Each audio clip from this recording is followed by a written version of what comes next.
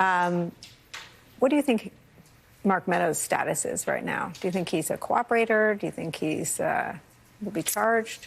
I think that, you know, we were surprised that the Department of Justice, you know, chose not to indict him after the House had held him in contempt.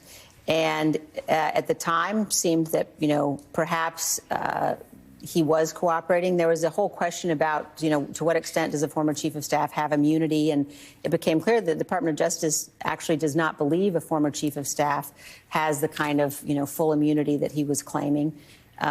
So I don't know the answer to that question. I think that what we saw, certainly in terms of his dealings with the committee, was that it looked to us like perhaps his own counsel was unaware that he actually had this massive communications on his personal cell phone.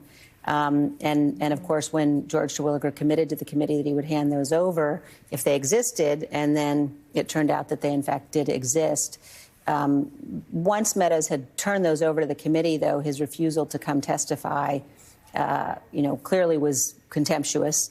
But it was not surprising that George Terwilliger did not want him to be in front of the committee, given the extent of the information that we had and given the likely legal jeopardy that would put him in. Do you think that Jack Smith uses Meadows as a witness in Trump's trial? I hate to predict, but I would say that Meadows clearly has very significant information. He you know, was at Trump's side for so much of this. And we know that through other witnesses who did testify, people like Cassidy Hutchinson, right, people like Pat Cipollone, people who came in front of the committee and testified truthfully. We know the role that Meadows played. We know the role that he played with Trump. So he has significant information. Well, I was thinking of Cassidy's testimony.